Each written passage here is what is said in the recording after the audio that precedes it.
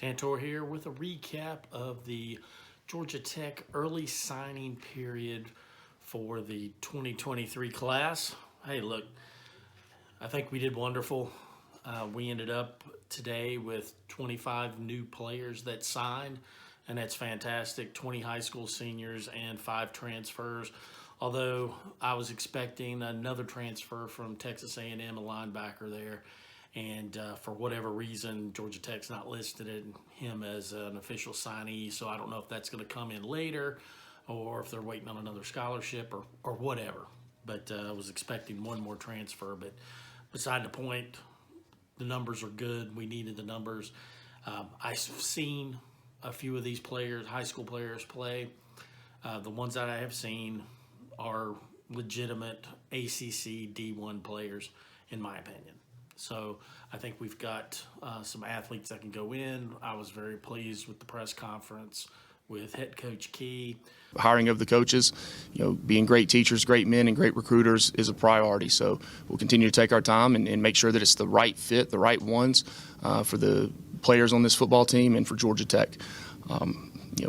As we've really finalized the rest of the coaching staff, then we'll move into the support staff and address those areas as well.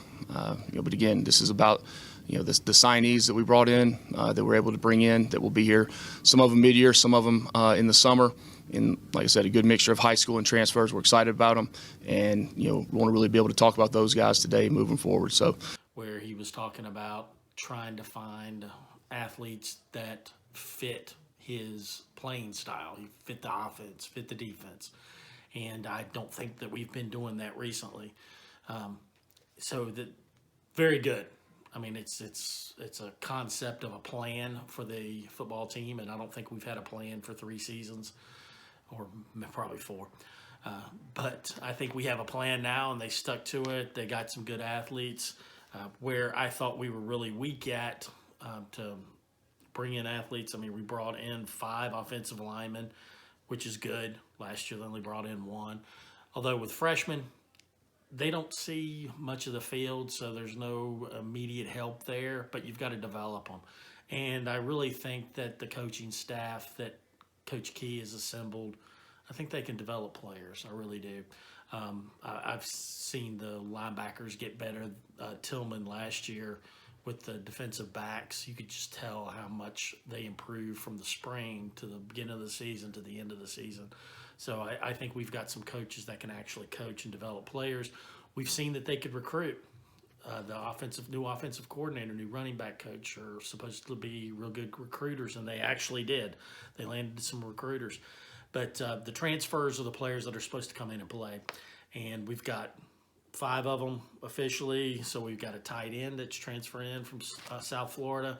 He's going to have to play. We've got a wide receiver because we're very thin at wide receiver. Wide receiver from Texas A&M, he's going to have to play. We've only got 2 scholarship quarterbacks. Well, now we've got a third with a quarterback coming in from Texas A&M, so that's real good. Linebackers. We've only got 1 returning linebacker with any plays under his belt from defensive line of scrimmage. So now we've got 2 with the transfer coming in from Minnesota. I'm hoping they're getting another transfer coming in at linebacker because we really need the linebackers. But they did recruit a bunch of linebackers. Total 5 linebackers that are coming in. But 4 of them will be freshmen. So I don't see a whole lot of help there. But and then a running back. Got a running back coming in from Louisville. It's going to be, it looks like a good class that they brought in. And like I said, I think they can develop them. There's a plan. They recruited athletes that also are students and capable of succeeding in our school, and that also fit in with our game plan. So that's all we can do. Hey, for the freshmen that are coming in, since there's 20 new kids coming, look, set realistic goals. Go to work, because you're going to have to go to work. You're used to being the best player on your high school team. Well, now you're on a team full of the best players on your high school team. So you've got to go to work hard, set realistic goals.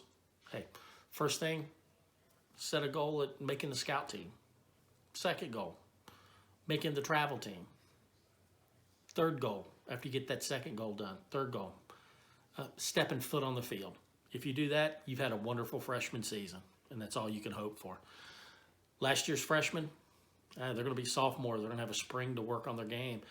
Let's hope that we get some production out of them and they grow and they've developed, and we'll see. But unfortunately, with recruiting, you're probably looking at a success rate of only about 25% of these kids will graduate.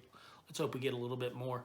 So unfortunately, while we've got 25 kids signing, you're probably only looking at 6, 7 tops graduates from Tech. And that's unfortunate, but that's the game at any university. You take a look at how many players left Alabama. Alabama lost over 25 kids just in the transfer portal. So kids come, kids go.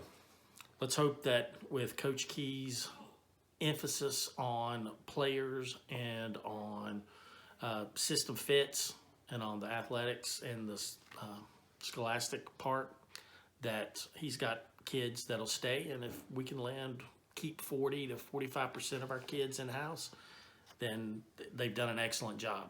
But again, this is very hopeful.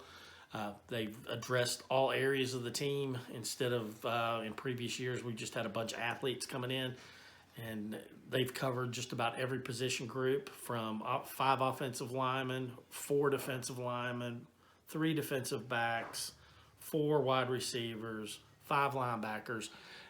Every position group that's a little bit weak, they brought in a surplus of athletes, so that's fantastic. So looking forward to the spring. Hopefully some of these kids enroll early and we can see what they look like.